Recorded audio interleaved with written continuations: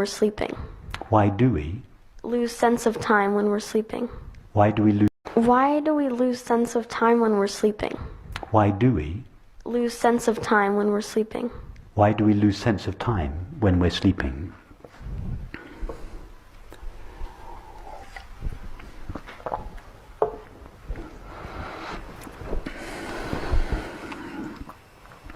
Try now.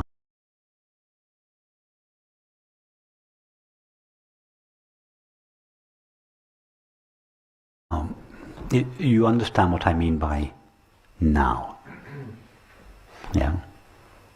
And if we represent the past, we could imagine that the past is like a vast space that extends endlessly behind the now, and that the future is a vast space that extends indefinitely in front of the now. Yes? And the distance between the past and the future is what we call time. Yes?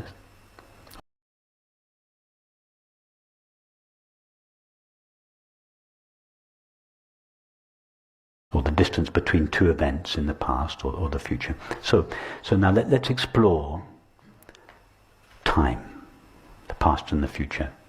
So now just for a few moments, leave the now and visit this place that you call the past. When I say visit it, I don't mean just think about it or imagine it, because if you think about it, say you take the image of breakfast this morning. That image doesn't take place in the past. That image takes place now. So I don't mean just think about the past or imagine the past. I mean go there. Leave the now, just step out of the now and go into the past. That's not possible. Okay. Because if I try to step into the past, that effort is happening now. Exactly. So can anyone here, just while we're discussing, can anyone here step out of the past and just step out of the now and visit the past, just for a few moments? No. Can you imagine, Alexander, that anybody that has ever lived, not just us kind of weirdos that are interested in non-duality, but regular people that could you imagine that any of them could, just for a few moments, step out of the now and actually go to the place that we call the past? No. Okay, so if nobody's ever been there, and presumably the same applies for the future, yeah? So if nobody has ever been there,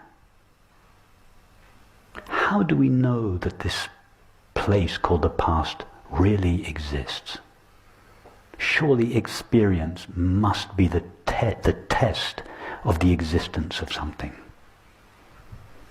So if nobody's ever been there, nobody's ever got a glimpse of it, how do we know it's there? We don't really. We don't. No. We don't know it's there. We imagine it's there, but we don't know it's there. We have no knowledge of it at all. Could it be that it's not there? Yes. And wouldn't that be in line with our experience? In other words, could it be that the past and the future don't exist in the way that our minds imagine them? Yes.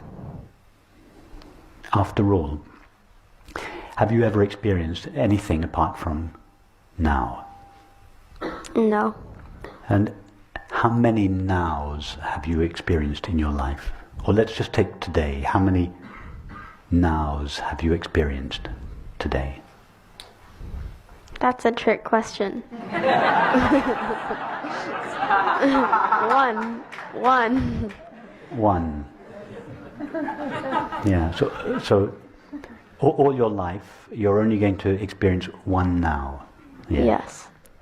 And that now, we've already discovered that, contrary to popular belief, the now is not this fraction of a moment sandwiched between these two vast spaces of the past and future. The vast spaces of the past and future aren't there. So now is not a moment in time.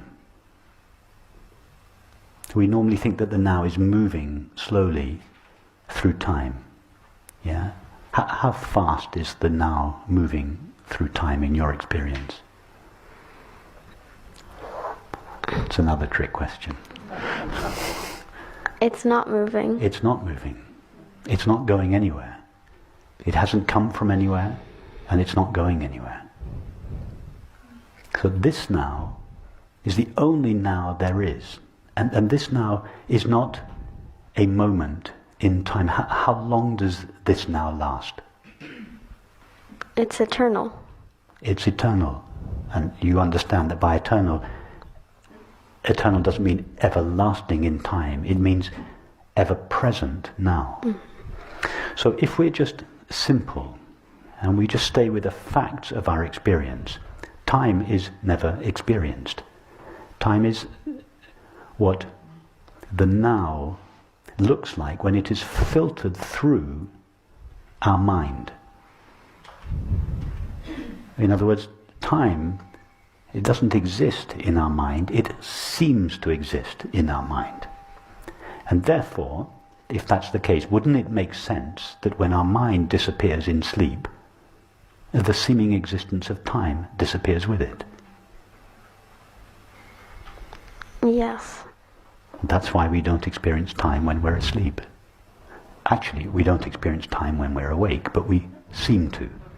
But when we're asleep, we don't even seem to experience time because no mind is present in sleep.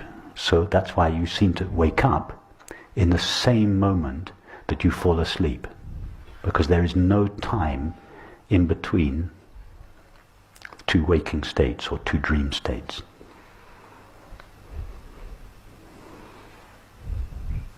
Okay. That's confusing, but it makes sense. It's confusing, but it makes sense. No, it's confusing, but it makes sense. It's confusing, but it makes sense. Yes. Yes, it's... Exactly.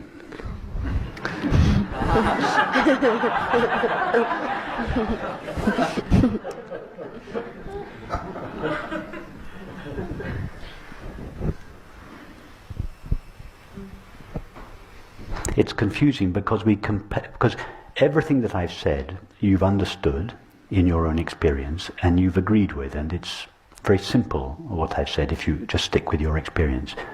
But when we compare that with the way reality seems from the point of view of the mind, it conflicts with the mind's view of reality. So it is the mind that superimposes its own limitations on reality and makes reality appear in a way that is consistent with those limitations.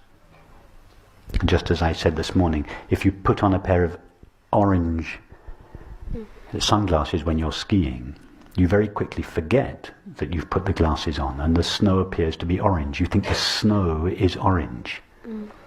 The snow is appearing in accordance with the limitations or the colouring of your glasses. But because you have forgot that you are looking through this limited medium, you think that the orange colour belongs to the snow. Now, each of our minds is a limited medium. Our minds are the orange glasses, but the orange colour is time and space.